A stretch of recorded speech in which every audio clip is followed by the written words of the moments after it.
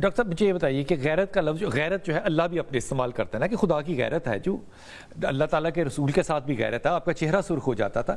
کیا اسلام میں اس کی کوئی گنجائش ہے کہ غیرت کے نام پہ آپ کسی کو گالی دیں، غیرت کے نام پہ آپ کسی کو قتل کریں، غیرت کے نام پہ آپ کسی کا حق ماریں؟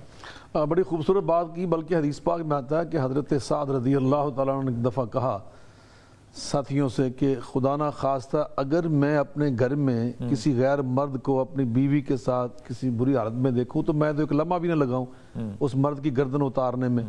تو نبی پاک صلی اللہ علیہ وسلم نے جب سنا نا آپ تک یہ بات پہنچی تو فرمایا کہ دیکھو اس کی غیرت کتنی ہے، اور میں اغیر منہ ہوں، میں اس سے زیادہ غیرت مند ہوں، اور میرا اللہ مجھ سے بھی زیادہ غیرت مند ہے، سبحان اللہ. تو فرمایا یہ باتیں لیکن ساتھ کیا فرمایا اب آپ نے؟ ہلال بن امیہ رضی اللہ عنہ صحابی رسول، ان کا بڑا مشہور واقعہ، انہوں نے اپنی بیوی کے بارے میں آ کر نبی پاک سے عرض کیا کہ میں نے اس کو ایسی حالت میں دیکھا ہے. تو نبی کریم علیہ الصلوۃ والسلام فرماتے ہیں کہ بھئی گواہ لے کر، اس نے کہا میں وہ گواہ کہاں سے ڈھونڈ کے لاتا.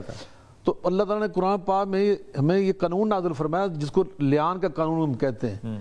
لیان کیا ہوتا ہے کہ اگر خاوند اپنی بیوی کے بارے میں اس طرح کی بات آ کے کرتا ہے کہ میں نے اپنی آنکھوں سے یہ منظر دیکھا ہے تو گواہ اس کے پاس موجود نہیں ہے، تو اسلام نے راستہ دکھایا، یہ نہیں کہ تم قتل کرو اپنے ہاتھوں سے. جو سب سے زیادہ غیرت مند اللہ، اس نے یہ قانون نازل فرمایا.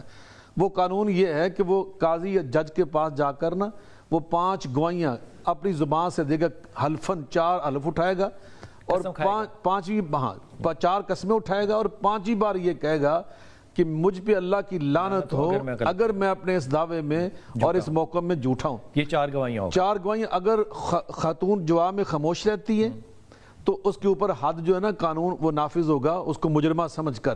لیکن اگر وہ جواب میں کہہ دیتی ہے، 4 بار وہ حلف اٹھاتی ہے کہ یہ غلط کہہ رہا ہے، میں بالکل پاک دامن ہوں، اور 5 بار کہتی ہوں انا غضب اللہ علیہ، میرے اوپر اللہ کا غضب نازل ہو اگر یہ سچا ہے اپنے اس تہمت لگانے میں، الزام لگانے میں، تو دونوں کا معاملہ بالکل الگ الگ ہو جائے گا ہمیشہ کے لیے.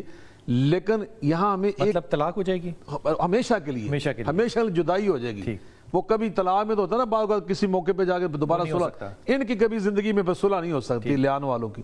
لیکن یہاں جو میں بات عرض کرنا چاہتا ہوں کہ غیرت کے نام پر قتل کی اسلام نے پھر بھی اجازت نہیں دی. اسلام نے یہ راستہ دکھایا تم جج کے پاس جاؤ، عدالت میں جاؤ. اتنا بڑا وقوع اپنی آنکھوں سے باپ اپنی بیٹی کے خلاف عدالت میں کیسے جاتا؟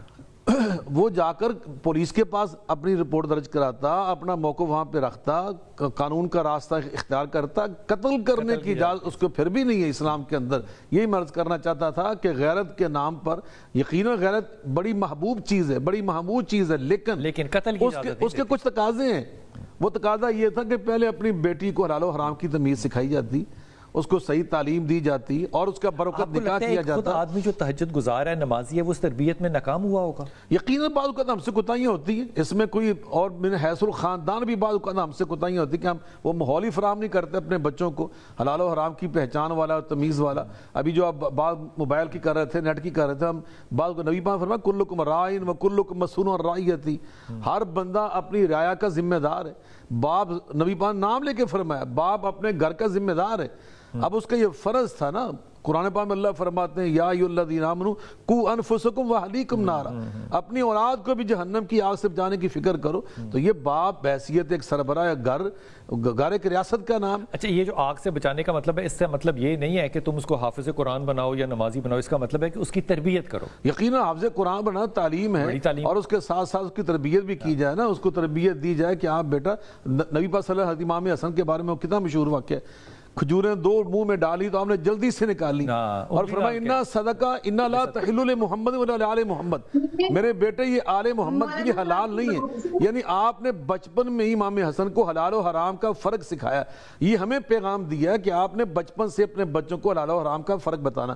آپ پوچھ رہے تھے، بیر جواب کا دے رہی تھی نا، قانون دیکھیں بنایا ہماری ریاست نے قانون بنایا اسی لیے ان چیزوں سے روکنے کے لیے کہ بچے چھوٹے ہوتے ہیں، ان کو بعد تمیز نہیں ہوتی یا ان کو شعور نہیں ہوتا کہ 18 سال تک شادی نہ کی جائے. تو ہم نے یہ قانون ہے اور اس کا مقصد یہ ہے کہ کچھ نہ کچھ تو یہ میچور ہو جائے نا، کچھ نہ کچھ ان کے اندر شعور آ جائے. اور نبی پاک فرمایا لا نکاح الا بولی و شاہد عدل، نکاح وہی نکاح ہوگا معتبر اور صحیح نکاح وہی ہوگا جس کے اندر لڑکی کا سرپرست موجود ہو، باپ ہو، بڑا بھائی ہو، چچا تایا کوئی موجود ہو، اور ساتھ وہ شاہد عدل.